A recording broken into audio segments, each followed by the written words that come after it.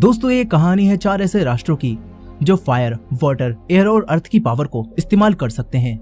लेकिन फायर राष्ट्र के लोग उन चारों में सबसे ज्यादा ताकतवर होते हैं और बाकी तीनों राष्ट्रों को खत्म करना चाहते हैं।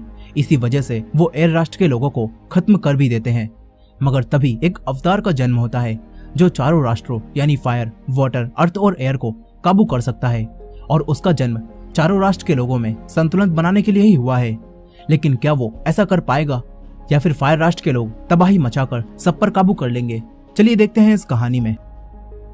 तो कहानी की शुरुआत में हमें बताया जाता है कि 100 साल पहले चारों राष्ट्र फायर, अर्थ, वाटर और एयर के लोग आपस में मिलकर रहा करते थे। साथ ही इन चारों पावर्स को काबू करने वाले को अवतार कहा जाता था और अवतार स्पिरिट्स यानी आत्माओं से भी बातें कर सकता था। लेकिन एक दिन अवतार के अचानक से गायब हो जाने की वजह से फायर राष्ट्र के लोग यानी कि फायर बेंडर्स ने तीनों राष्ट्रों पर कब्जा करना शुरू कर दिया और सभी एयर बेंडर्स को खत्म कर दिया। अब कहानी प्रेजेंट डे में आती है, जहां हम कटारा नाम की एक लड़की को देखते हैं जो कि एक वाटर बेंडर होती है। कटारा की मां को फायर बेंडर्स ने पहले ही मार दिया होता है और कटारा के पिता एक जंग में गए होते हैं। यहाँ कटारा और उसका भाई सोका अकेले ही अपने राष्ट्र के लोगों के साथ यहाँ पर रहते हैं।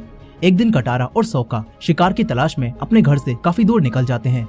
तभी उन्हें बर्फ के नीचे एक अजीब सी रोशनी दिखाई देती है और फिर अचानक से बर्फ के बाहर एक बहुत बड़ी आइस बॉल आती है और फट जाती है, जिसके अंदर से काफी तेज रोशनी निकलती है और बहुत ऊंचाई तक जाती है, जो कि पास ही में मौजूद फायर बेंडर्स के प्रिंस ज़ूको और उसके अंकल इरो को भी दिखाई दे जाती है। इस तरफ उस आइस बॉल के अंदर से एक बच्चा और उसका बाइसन बाहर आते हैं। बच्चा बेहोश होता है। कटारा उस बच्चे को देखती है और उसकी मदद करने के लिए उसे अपने साथ ले जाती है। वो बच्चा होश में आ जाता है और कटारा देखती है कि उसके शरीर पर किसी तरह के टैटू बने हुए हैं। कटारा उस बच्चे से पूछती है कि तुम कौन हो और तुम बर्फ के नीचे कैसे आए? इस पर वो बच्चा कटारा को बताता है कि मैं गुस्से में अपने घर से भाग गया था और फिर अचानक से एक समुद्र में गिर गया और उसके आगे क्या हुआ मुझे कुछ भी याद नहीं है। यही आइस बॉल की रोशनी की वजह से वो फायर बेंडर्स का प्रिंस ज़ूको कटारा के कबीले में आ जाता है और सारे बूढ़े लोगों को अपने साथ पकड़कर ले जाने लगता है। तभी ज़ूका का एक सिपाही उसी बच्चे के सर पर टैटूज को देखता है और उसे ज़ूका के सामने लाता है। ज़ूका उस बच्चे को देखकर उससे कहता है कि अब तुम्हें मेरे साथ चलना होगा और अगर तुमने हमारे साथ चलने से मना किया तो हम यहाँ मौजूद सभी लोगों को मार देंगे। ये बात सुनकर वो बच्चा ज़ूको के साथ चलने के लिए तैयार हो जाता है, लेकिन वो कहता है कि मैं तुम्हारे साथ तभी चलूंगा जब तुम इन सभी को छोड़ोगे। उसकी ये बात सुनकर ज़ूका सभी लोगों को जिंदा छोड़ देता है और उस बच्चे को अपने साथ अपनी शिप पर ले जाता है। इस तरफ कटारा अपने भाई सोका से उस बच्चे को बचाने चलने के लिए कहती है, मगर सोका कटारा से कहता है कि हम उस जहाज तक नहीं पहुंच सकते क्योंकि अब तो वो पानी में जा चुका है। लेकिन अब तभी सोका और कटारा उस बच्चे के बाइसन को देखते हैं जो कि आसमान में उड़ रहा होता है। ये देखकर सोका और कटारा उस बच्चे को बचाने जाने का फैसला करते हैं। फिर वो दोनों ये बात अपनी दादी को बताने के लिए जाते हैं, लेकिन उनकी दादी को पहले ही सब कुछ पता होता है। उनकी दादी उन दोनों को बताती हैं कि जो टैटू उस लड़के के शरीर पर बने थे वो एयर बेंडर्स के होते हैं और मुझे लगता है कि वो लड़का असल में एक अवतार है। साथ ही कटारा की दादी उन्हें यह भी बताती हैं कि अवतार स्पिरिट्स यानी आत्माओं से भी बातें कर सकते हैं और इसी वजह से हमारी दुनिया का सही संतुलन बना रहता है। और फायर बेंडर्स ये नहीं चाहते कि अवतार किसी और राष्ट्र के साथ मिलकर रहे, इसी वजह से वो उस बच्चे को मारना चाहते हैं। कटारा की दादी कटारा और सोका को उस लड़के को बचाने जाने के लिए बोलती हैं ताकि वो अवतार फायर बेंडर्स को रोक सके जो कि दुनिया भर में तबाही मचा रहे हैं। इस तरफ ज़ूका उसी लड़के को अपनी शिप पर लेकर आता है। यहाँ ज़ूका का अंकल इरो उस लड़के के आगे आग, पानी और एक पत्थर रख देता है और उसका टेस्ट करता है ताकि वो ये जान सके कि ये लड़का अवतार है या नहीं। और इस टेस्ट से ज़ूका और इरो को पता चल जाता है कि ये लड़का असल में एक अवतार है। जिसके बाद ज़ूका इस लड़के को कैद करके अपने साथ अपने राष्ट्र में चलने के लिए बोलता है, मगर वो लड़का इनकी बात सुनता है और अपनी एयर बेंडर्स की शक्तियों का इस्तेमाल करके यहाँ से भागने लगता है।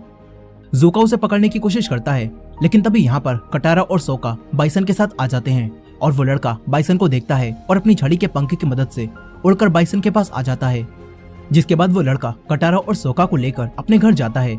वो लड़का कटारा को बताता है कि मेरा नाम आंग है और मेरे बाइसन का नाम आपा है। आंग अपने घर पहुंचकर सभी लोगों को ढूंढने लगता है, लेकिन उसे यहाँ पर कोई भी नहीं मिलता। आंग इस सबसे काफी परेशान हो जाता है। तभी आंग को कई सारे कंकाल दिखाई देते हैं। कटारा उन कंकाल को देखकर समझ जाती है कि आंग कुछ समय से नहीं बल्कि कई सालों से बर्फ में दबा हुआ था और इसी बीच फायर राष्ट्र के लोगों ने सभी एयर बेंडर्स को मार दिया।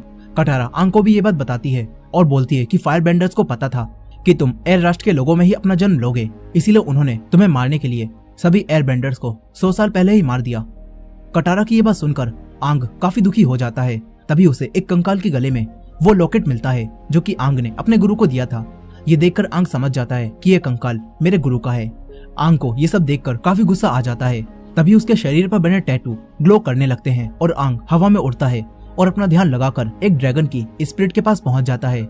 आंग उस ड्रैगन से कुछ कह पाता इससे पहले ही कटारा उसे आवाज देने लगती है, जिससे आंग स्पिरिट की दुनिया से वापस आ जाता है।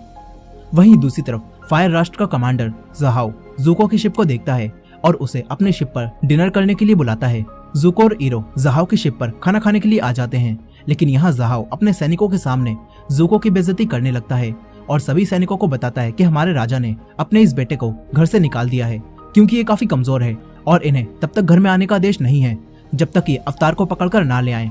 यहाँ पर ज़हाओ ज़ुको की और भी बेइज्जती करता है, मगर ज़ुको ज़हाओ से कुछ भी नहीं कह पाता क्योंकि ज़हाओ उसके पिता का सबसे वफादार कमांडर होता है और इसीलिए अब ज़ुको चुपचाप अपनी शिप पर चला जाता है और अवतार को पकड़ने की ठान लेता है ताकि वो अपने घर वापस जा सके और साथ ही अपने राष्ट्र का अगला राजा बन जाए।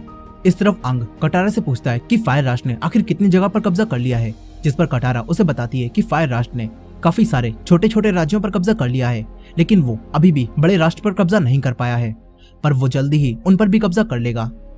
कटारा आंग से बात कर ही रही होती है कि तभी एक बच्चा इनके पीछे आकर छुप जाता है। फिर उस बच्चे को पकड़ने के लिए कुछ फायर बेंडर सैनिक आते हैं और उस बच्चे को पकड़ने लगते हैं। तभी कटारा उस बच्चे को बचाने के लिए अपनी वाटर बेंडिंग पावर्स का यूज करती है, लेकिन उसे वो पावर अभी सही तरह से यूज करना नहीं आती थी, इसी वजह से वो कुछ भी नहीं कर पाती। फिर वो सैनिक उस बच्चे के साथ साथ कटारा, आंग और सोका को भी पकड़कर ले जाते हैं और एक गांव में लाकर छोड़ देते हैं। यहाँ पर इन्होंने बहुत सारे अर्थ बेंडर्स को कैद कर रखा था। आंग उन सबको देखता है और उनसे पूछता है कि आप लोगों को यहाँ क्यों लाया गया है, जिस पर एक आदमी उसे बताता है कि फायर राष्ट्र ने हम पर हमला करा था। पहले तो हमने उन्हें हरा दिया, मगर फिर वो अपने साथ बड़ी बड़ी मशीनें लेकर आ गए और फिर उन्होंने हमें हरा दिया और हम कुछ भी नहीं कर पाए और उन्होंने हमें यहाँ पर कैद कर लिया।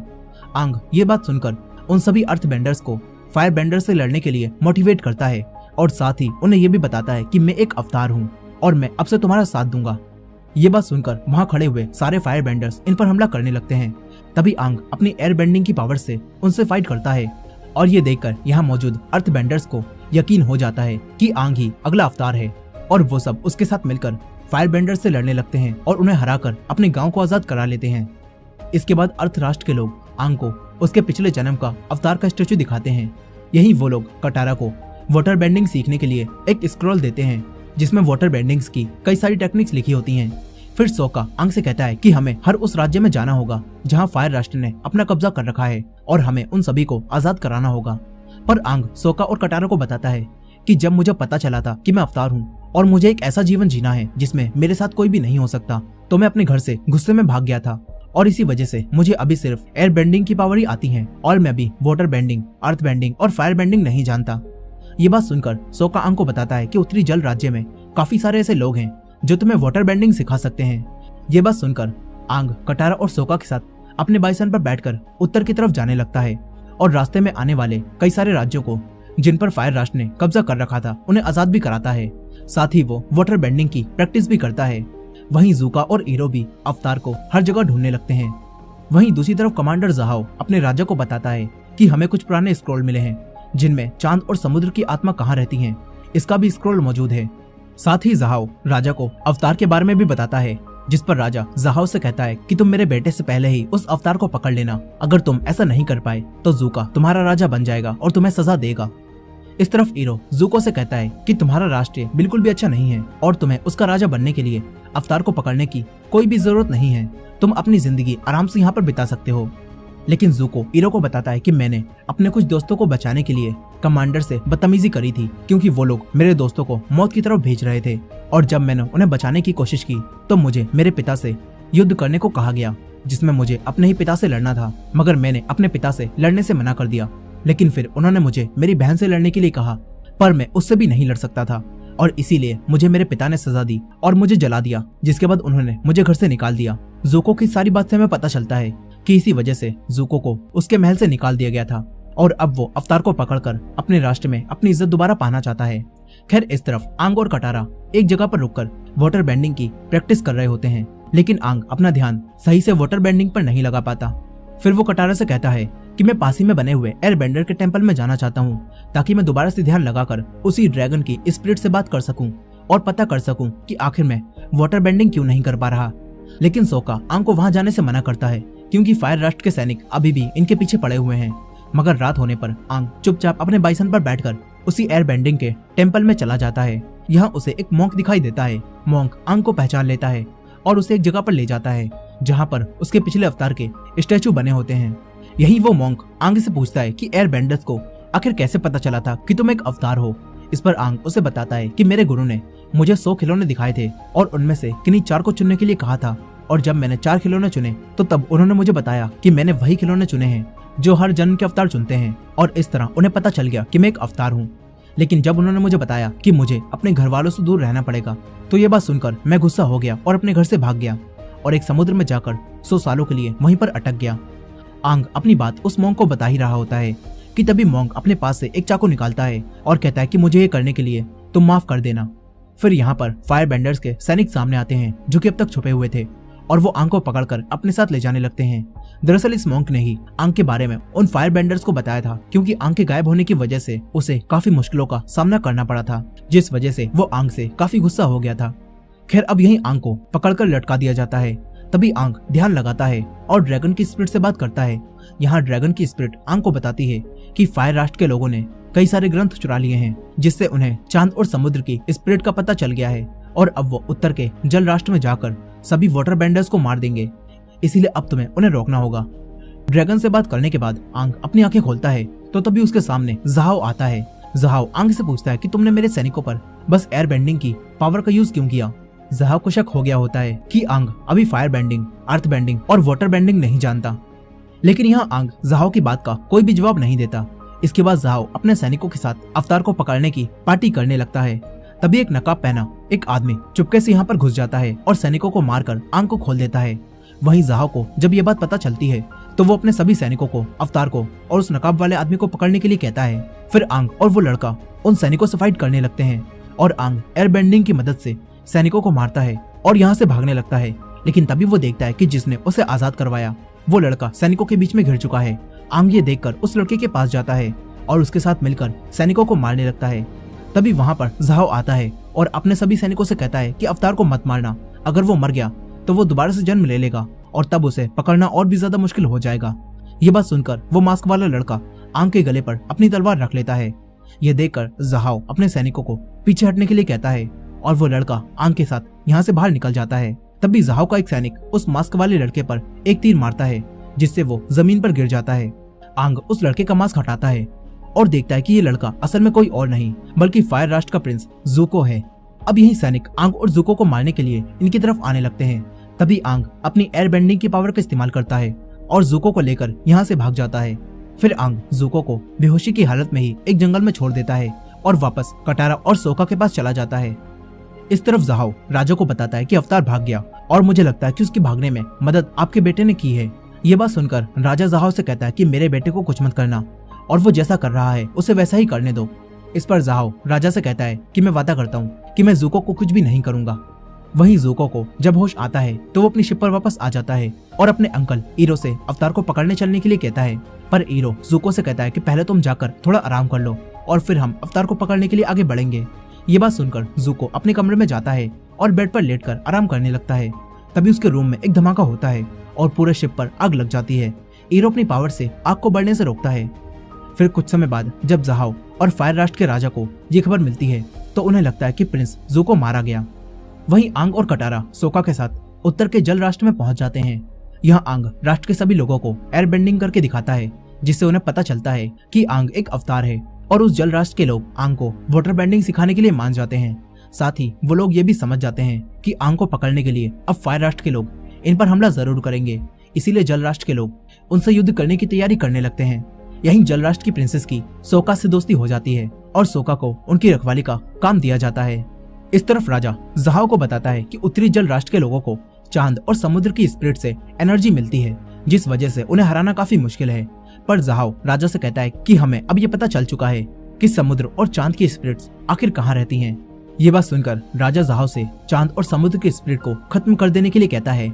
इस तरफ वाटर बेंडिंग के गुरु कटारा और आंग को वाटर बेंडिंग सिखाते हैं और बताते हैं कि तुम्हें वाटर बेंडिंग सीखने के लिए पहले अपनी भावनाओं को खुला छोड़ना होगा। जिसके बाद वाटर बेंडिंग के गुरु आंग से अपने साथ लड़ाई करने के लिए कहते हैं। आंग वाटर बेंडिंग करने की कोशिश करता है, लेकिन वो अपना पूरा ध्यान उस पर नहीं लगा पाता, जिस वजह से वो वाटर बेंडिंग नहीं कर पाता। यही ज़हाओ ईरो को भी उत्तर जल राष्ट्र पर हमला करने के लिए अपने साथ चलने के लिए बोलता है। ज़हाओ ईरो से उसके बेटे की मौत के बारे में भी पूछता है, जिस पर ईरो ज़हाओ को बताता है कि एक युद्ध के दौरान मेरे बेटे की डेथ हो गई थी। यही ज़हाओ ज़ुको की मौत का भी झूठा अफसोस करता है और ये देखकर ईरो समझ जाता है कि ज़ुको को ज़हाओ ने ही मारने के लिए उसके कमरे में ब्लास्ट करवाया था। और ये बात जानकर ईरो ज़हाओ के पास से चला जाता है। इस तरफ सोका प्रिंसेस से उनके सफेद बालों के बारे में पूछता है, जिस पर प्रिंसेस सोका को बताती हैं कि जब मैं पैदा हुई थी तो तब मैं जिंदा नहीं थी और इसी वजह से मेरे माता पिता ने चांद की स्पिरिट से प्रार्थना करी और मुझे पानी में डाल दिया, जिसके बाद मैं दोबारा से जिंदा हो गई और तब से ही मेरे बाल सफेद हैं। खैर इस तरफ ईरो शिप के इंजन के पास आता है, जहाँ पर ज़ुको भी होता है जो कि अभी भी जिंदा था। ईरो ज़ुको से कहता है कि मुझे लगता है कि ज़हाओ ने ही तुम पर हमला करवाया है। यहाँ ईरो फिर से ज़ुको से कहता है कि महल की चिंता छोड़ दो और राजा बनने के बारे में मत सोचो, मगर ज़ुको ईरो से कहता है कि मुझे अवतार को पकड़कर फायर राष्ट्र में ले जाना है ताकि मैं अपनी खोई हुई इज्जत वापस पा सकूं और बदला लेकर ये साबित कर सकूं कि मैं ही फायर राष्ट्र का अगला राजा बन सकता हूँ। खैर इस तरफ कटारा और आंग वाटर बेंडिंग की ट्रेनिंग करते हैं, लेकिन आंग अब भी अपना ध्यान बेंडिंग सीखने पर नहीं लगा पाता। तभी आसमान से कुछ काला धुआं जमीन पर गिरने लगता है। ये देखकर जल राष्ट्र के सभी लोग समझ जाते हैं कि फायर राष्ट्र उन पर हमला करने के लिए आ गए हैं। यहीं पर ज़ुको फायर राष्ट्र के जहाजों से निकलकर जल राष्ट्र में घुस जाता है ताकि वो ज़हाओ से पहले अवतार को पकड़ सके। इस तरफ आंग अब ड्रैगन स्पिरिट से बात करने के लिए एक मंदिर में जाता है ताकि वो ड्रैगन स्पिरिट से बात करके ये पता कर सके कि फायर राष्ट्र को आखिर कैसे हराया जा सकता है। आंग के साथ साथ कटारा, सोका और प्रिंसेस भी उस मंदिर में आते हैं। यहाँ पर इन्हें एक तालाब में 2 मछलियाँ तैरती हुई दिखाई देती हैं, जो कि काफी अनोखी होती हैं। आंग यहाँ पर ड्रैगन की स्पिरिट से बात करने के लिए ध्यान लगाने लगता है। यहीं सोका प्रिंसेस को लेकर वापस महल की तरफ जाता है और कटारा आंग के पास ही रुक जाती है।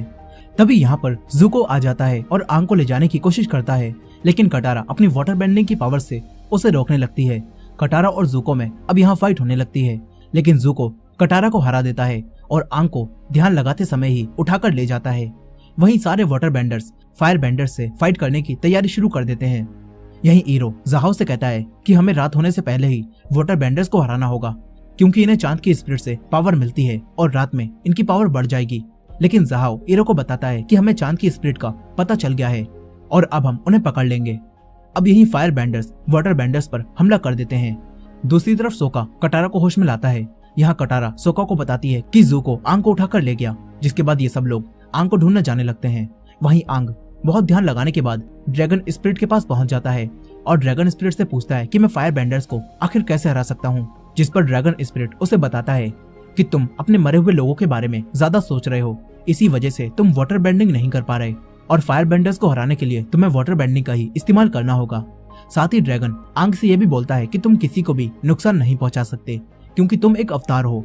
इसके बाद आंग ध्यान से वापस आ जाता है और अपने सामने ज़ुको को देखता है। तभी आंग ज़ुको की कैद से भागने लगता है। इस तरफ वाटर बेंडर्स और फायर बेंडर्स के बीच अब लड़ाई शुरू हो जाती है और दोनों ही एक दूसरे को मारने लगते हैं।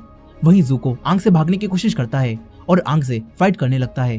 दोनों एक दूसरे के ऊपर अपनी पावर्स का इस्तेमाल करते हैं। तभी कटारा उन लोगों को ऐसा करते हुए देख लेती है और कटारा अपनी वाटर बेंडिंग की मदद से ज़ुको को बर्फ में फंसा देती है, जिसके बाद ये लोग भी युद्ध में शामिल होने जाने लगते हैं। तभी आंग ज़ुको के मुंह की बर्फ को हटाता है और ज़ुको से कहता है कि तुम लड़ाई खत्म होने तक यहीं पर रहना, तुम सेफ रहोगे और तुम मुझे एक अच्छे इंसान लगते हो, हम दोस्त बन सकते हैं। ये बोलकर आंग लड़ाई में चला जाता है। फिर रात होने पर वाटर बेंडर्स की शक्तियां बढ़ने लगती हैं। ये देखकर ज़हाओ ईरो के साथ उसी स्क्रॉल की मदद से चांद और समुद्र की स्पिरिट तक जाने लगता है। तभी आंग उन्हें देखता है और कटारा, सोका और प्रिंसेस को उनका पीछा करने के लिए बोलता है और खुद फायर बेंडर्स को मारने लगता है। वहीं ज़ुको भी अपनी फायर पावर्स का इस्तेमाल करके उस बर्फ की कैद से आजाद हो जाता है। दूसरी तरफ ज़हाओ और ईरो उसी मंदिर में जाते हैं जहाँ पर वो तालाब में 2 अनोखी मछलियों को देखते हैं। तभी ज़हाओ ईरो को बताता है कि इन दोनों मछलियों के अंदर ही चांद और समुद्र की स्पिरिट है। जिसके बाद ज़हाओ चांद की स्पिरिट वाली मछली को पकड़ लेता है और उसे मारने लगता है। ईरो उसे ऐसा करने से मना करता है और बोलता है कि अगर तुमने इसे मार दिया तो दुनिया का संतुलन बिगड़ जाएगा। यहाँ हमें पता चलता है कि ईरो असल में एक अच्छा इंसान है, लेकिन ज़हाओ ईरो की बात नहीं सुनता और चांद की स्पिरिट वाली मछली को जान से मार देता है और उसके मरते ही प्रिंसेस भी बेहोश हो जाती हैं। साथ ही चांद का रंग लाल हो जाता है और वाटर बेंडर्स कमजोर होने लगते हैं, जो देखकर फायर बेंडर्स तेजी से उन्हें मारने लगते हैं। यही ईरो को ज़ाओ के ऐसा करने से अब गुस्सा आ जाता है और वो अपने हाथों से फायर निकालता है। ये देखकर ज़ाओ और उसके सैनिक मंदिर से भाग जाते हैं। ईरो उस मछली को देखता है जो कि अब मर चुकी थी। वहीं बाहर फायर बेंडर्स पूरी तरह से वाटर बेंडर्स पर हावी हो रहे होते हैं और उन्हें मार रहे होते हैं। ये सब देखकर आंग को काफी बुरा लगता है। इस तरफ ईरो प्रिंसेस को होश में लाता है और उन्हें बताता है कि तुम्हें चांद ने ही अपनी स्पिरिट दी थी और जिंदा किया था, और अब तुम उनकी जिंदगी उन्हें वापस देकर दोबारा से चांद की स्पिरिट को जिंदा कर सकती हो। ईरो की ये बात सुनकर सोका प्रिंसेस को ऐसा करने से मना करता है, लेकिन प्रिंसेस अपने लोगों को बचाने के लिए अपनी जिंदगी चांद की स्पिरिट को वापस देने लगती हैं। वो तालाब में चली जाती हैं, जहां उनकी स्पिरिट वापस उसी मछली में जाती है और वो मछली जिंदा हो जाती है, जिसके बाद चांद भी बिल्कुल ठीक हो जाता है और वाटर बेंडर्स को दोबारा से पावर्स मिलने लगती हैं। फिर वो लोग फायर बेंडर्स पर अपनी पूरी जान से हमला करते हैं और उनसे फाइट करने लगते हैं, लेकिन यहाँ पर अपनी जिंदगी देने की वजह से प्रिंसेस अब मर जाती हैं, जो देखकर सोका और कटारा को काफी दुख होता है। वहीं ज़ूको अब ज़ाओ के सामने आ जाता है और ज़ूको को जिंदा देखकर ज़ाओ हैरान रह जाता है। ज़ूको ज़ाओ से लड़ने वाला था, तभी ईरो बीच में आता है और ज़ूको को ऐसा करने से मना कर देता है और उसे अपने साथ चलने के लिए कहता है, ताकि ज़ूको पर कमांडर की मौत का इल्जाम ना लगे और उसे सजा ना मिले। लेकिन ज़ाओ ज़ूको पर हमला करता है, मगर ईरो सामने आकर उस फायर को आसानी से रोक लेता है। फिर कुछ वाटर बेंडर्स आते हैं और ज़ाओ को अपनी पावर से पानी की एक बॉल में कैद कर देते हैं, जिसके बाद ज़ाओ की यहाँ पर मौत हो जाती है। वहीं आंग अब अच्छी तरह से वाटर बेंडिंग का यूज करता है और फायर राष्ट्र के सैनिकों को मारने लगता है। तभी वो देखता है कि फायर राष्ट्र की बहुत सारी शिप उनकी तरफ बढ़ रही हैं। ये देखकर आंग अपने गुरु की बात याद करता है, जहां उन्होंने आंग को बताया था कि तुम्हें अपनी भावनाओं को बदलना होगा। यहाँ आंग अपने घर और अपने दोस्तों को याद करने लगता है। वो याद करता है कि कैसे उसके गुरु उसे एयर बेंडिंग सिखाते थे, और उसे ये भी याद आता है कि जब उन्हें ये पता चला था कि आंग ही अवतार है, तो वो सब उसके सामने झुके थे, लेकिन आंग वहां से भाग गया था।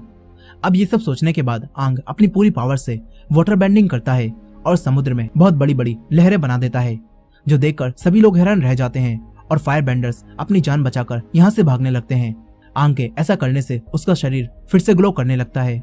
यही फायर बेंडर्स अपनी शिप लेकर वापस चले जाते हैं और आंग उन्हें छोड़ देता है, क्योंकि ड्रैगन स्पिरिट ने उससे कहा था कि तुम एक अवतार हो, इसीलिए तुम किसी को भी नुकसान नहीं पहुंचा सकते। अब ये सोचकर आंग फायर राष्ट्र के लोगों को यहाँ से जाने देता है। फिर ये लड़ाई खत्म हो जाती है। वाटर राष्ट्र के सभी लोग आंग के सामने झुकते हैं और आंग को एक नया अवतार मानकर उसे सबकी रक्षा करने के लिए बोलते हैं। यहाँ आंग भी अब अपने आप को अवतार मान लेता है और पहले की तरह यहाँ से नहीं भागता। लेकिन वहीं दूसरी तरफ फायर राष्ट्र के राजा को अपनी हार और ज़ाओ की मौत का जब पता चलता है, तो उसे काफी गुस्सा आता है, जिसके बाद वो अपनी बेटी को अवतार और वाटर राष्ट्र के सभी लोगों को खत्म करने के लिए बोलता है। और इसी एंडिंग के साथ ये कहानी यहीं पर खत्म हो जाती है। दोस्तों, ये थी इस मूवी की फुल स्टोरी। आई होप कि आपको ये स्टोरी पसंद आई होगी। खैर, ये कहानी अभी अधूरी है और इस मूवी का सेकंड पार्ट भी नहीं आया है, लेकिन जल्दी ही इसी कहानी पर एक नई सीरीज आने वाली है, जिसमें हमें ये कहानी और अच्छे से दिखाई जाएगी। और अगर आप उस सीरीज को मिस नहीं करना चाहते, तो हमारे चैनल वॉच मिस्ट्रीज हिंदी को सब्सक्राइब कर लीजिएगा। और ये वीडियो पसंद आई हो तो वीडियो को लाइक करना मत भूलिएगा। मिलते हैं नेक्स्ट वीडियो में।